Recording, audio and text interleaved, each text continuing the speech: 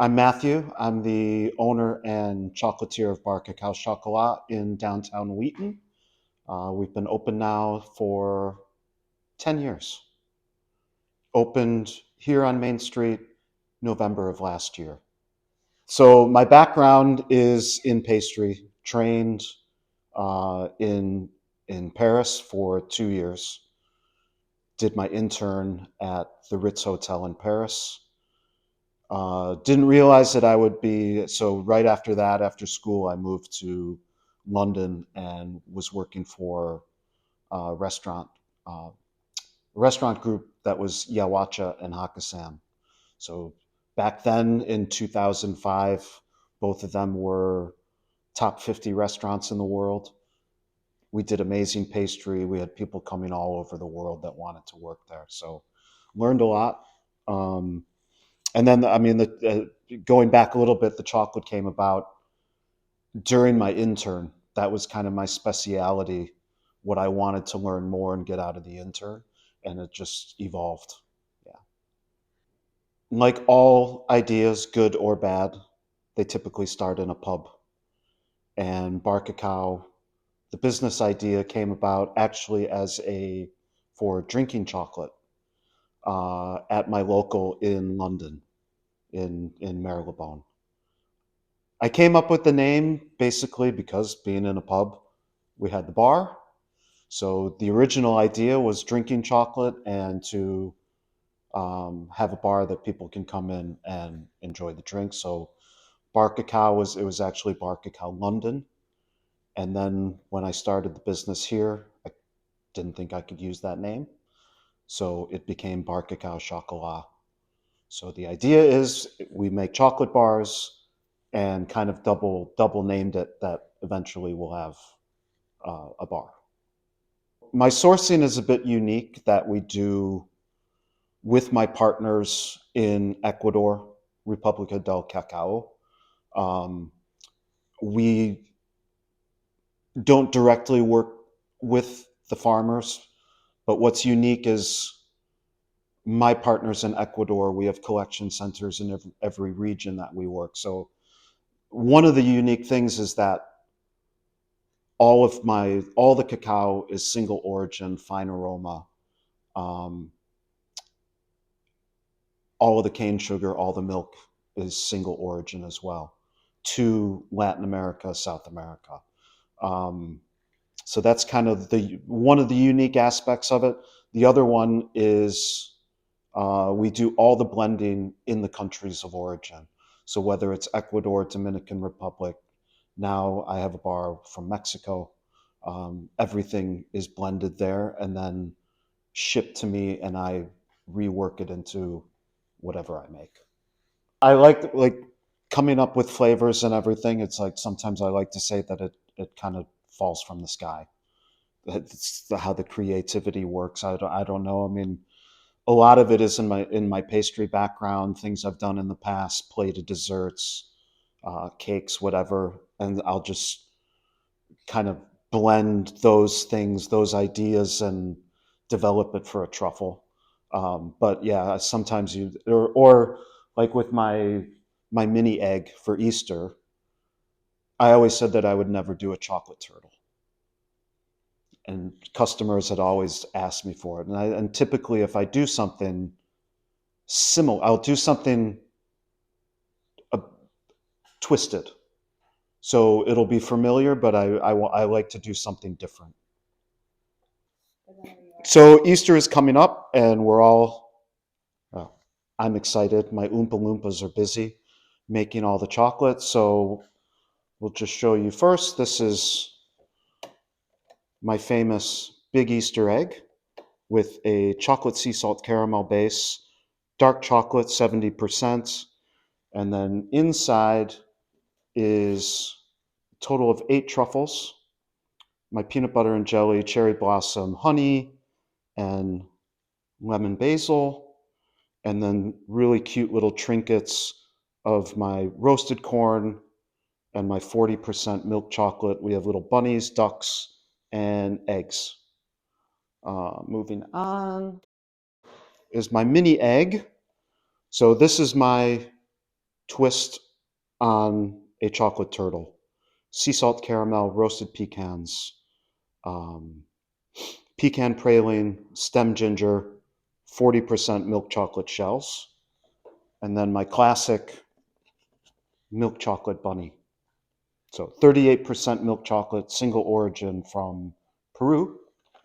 And then I also have an 8-piece box of truffles, the same truffles that are inside the egg. As far as design goes, it kind of, again, it's where the creativity comes.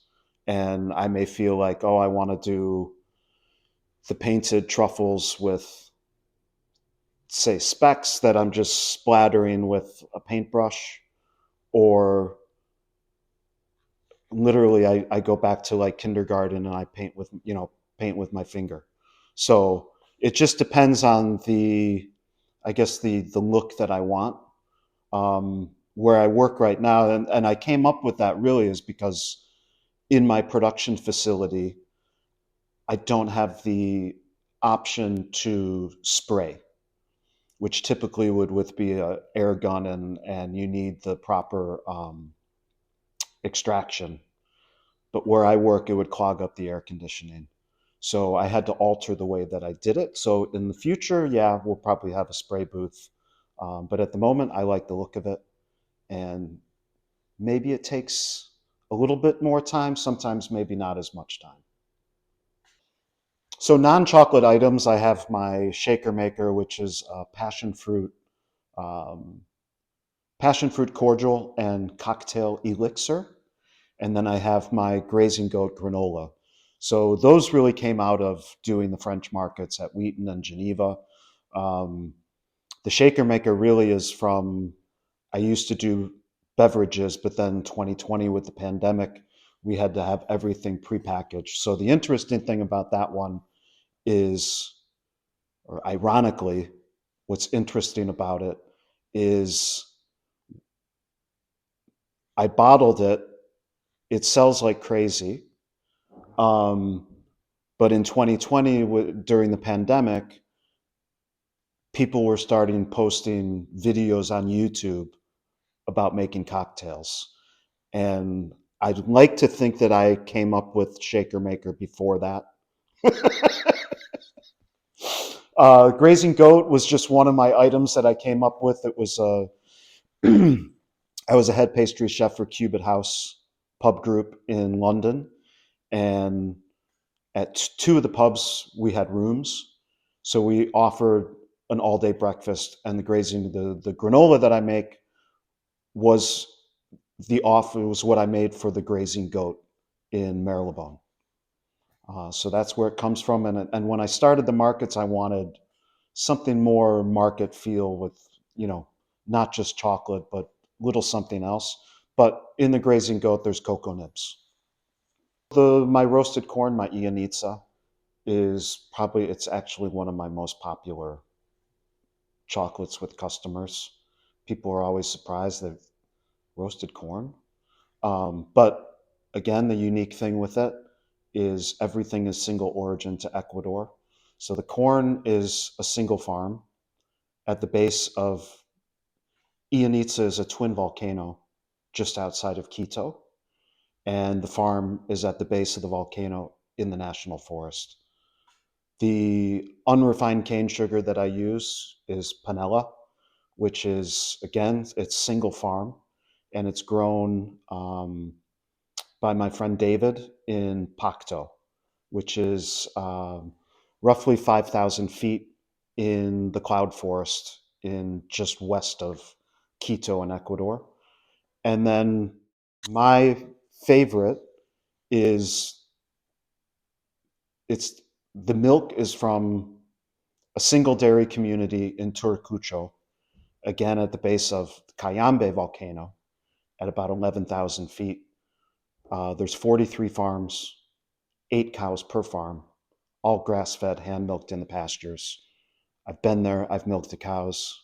They're amazing, and probably one of my favorite places to visit when I go down there. So those three. So the Ianitsa, basically, we make it as a white chocolate because there's no cocoa mass in it. Um, but we roast the corn, grind it into a powder, and then blend everything. Again, everything is blended in Ecuador and then made by hand here.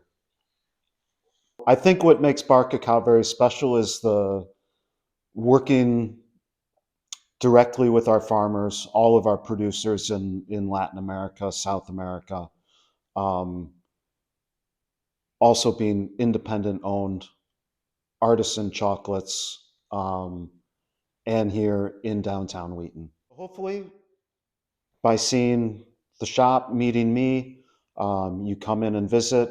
Sometimes it's not the easiest to find because we're not right on Main Street. We're in the Main Street Mall.